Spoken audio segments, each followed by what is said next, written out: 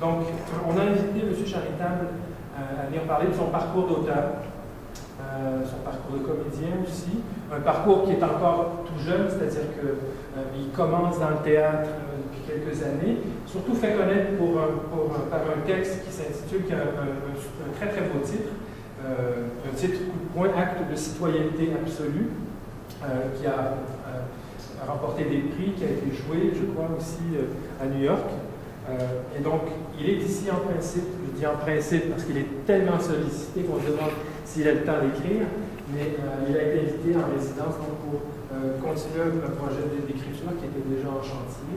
On lui souhaite bien sûr la bienvenue. Donc, on voulait l'entendre bien sûr parler de son parcours d'auteur, de comédien, mais aussi, comme on n'a pas l'occasion très souvent d'entendre parler de la vie, de l'activité théâtrale dans cette région-là du monde, on connaît aussi bien sûr les problèmes que vit Haïti depuis quelques années, cette année en particulier avec la catastrophe du mois de janvier 2010, mais aussi depuis plusieurs années, c'est un pays qui se remet parfois difficilement de toutes sortes de catastrophes, mais qui malgré tout réussit à maintenir une activité culturelle, une activité théâtrale. On avait envie que quelqu'un nous brosse une espèce de tableau de la vie théâtrale en Haïti.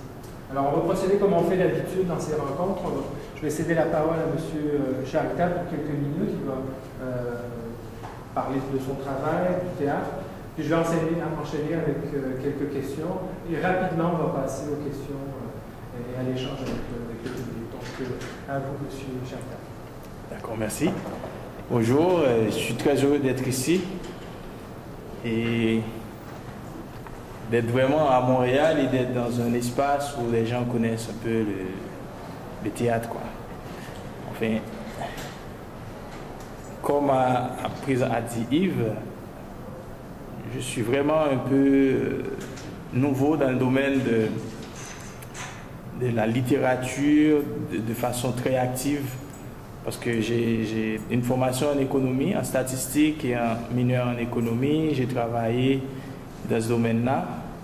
Mais j'écrivais toujours le soir quand je rentrais chez moi après le boulot, quoi. Donc,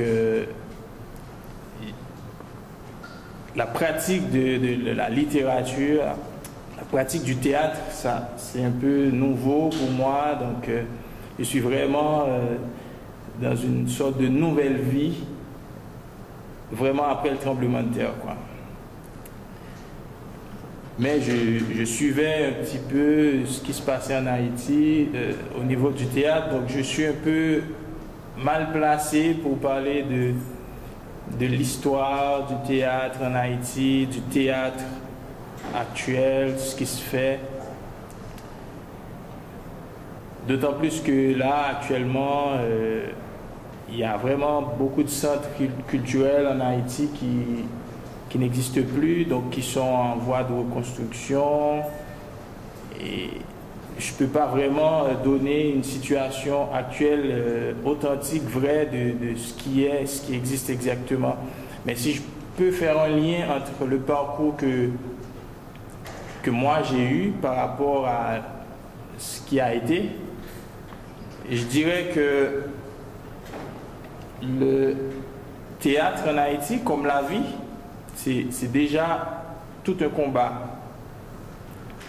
Et même l'histoire d'Haïti, c'est aussi une histoire de combat, une histoire de lutte, de bataille pour l'indépendance. Et dans la vie en Haïti, c'est aussi une histoire de combat pour la survie, combat pour la vie meilleure, comme on dit en créole, la vie meilleure. Ou comme quand tu fais un salut à quelqu'un, il te répond, on a plité. La bataille, ça veut dire qu'on est en train de lutter, qu'on est en train de se battre pour rester en vie, donc pour continuer à exister. Donc le théâtre aussi, à mon sens, c'est une histoire de combat.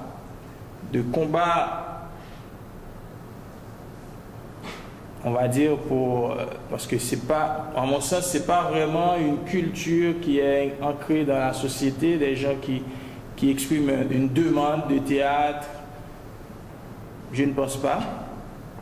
Bien entendu, avec les villes Port-au-Prince par exemple, le Cap-Haïtien, qui sont les grandes villes, il y a des endroits où le théâtre est pratiqué. Mais il n'y a pas dans la société, à mon sens, une structure, une possibilité pour quelqu'un de vivre à partir du théâtre s'il veut faire ça comme métier, quoi. Donc le métier de comédien en Haïti, c'est d'abord une question de dilettantisme, une question de volonté, de plaisir personnel. Et après, on va voir, et ça va être lié comme partout ailleurs, dans tous les domaines, cette question d'exil. On va voir que ceux qui ont travaillé dans le théâtre, qui ont comme comédiens ou autres, ils vont être ailleurs après un certain nombre de temps. En fait, ils ne seront plus en Haïti. Mon parcours, moi, j'ai commencé vraiment j'ai suivi un séminaire de comédiens en 2001 avec des gens qui, voyant que la situation était très difficile, il n'y avait pas de lieu de théâtre, donc ont décidé de faire le théâtre partout. Donc vraiment sans aucun espace réel. Enfin, ils avaient même une théorie, la théorie de l'espace vide de Peter Brook. Donc moi j'aimais beaucoup cette vision, ce mouvement-là. Et c'était la troupe, nous, qui faisait vraiment du théâtre dans les rues, sur les places publiques, dans les universités. Et ils prenaient des extraits de textes de théâtre écrits qui n'ont peut-être pas été joués. Par exemple, des pièces de Franck Etienne qui n'ont pas été jouées. Et il jouait des extraits de ces pièces-là dans les cours d'université, etc. Donc moi, j'ai eu une formation avec ces gens-là. Et à partir de là, en fait, des comédiens de cette troupe avaient le devoir de transmettre une formation dans leur commune, dans leur quartier.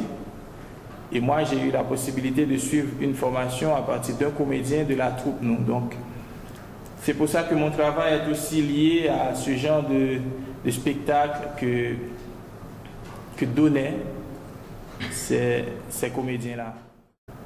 Vraiment, dans le temps, le théâtre, c'était vraiment quelque chose qui se faisait en français.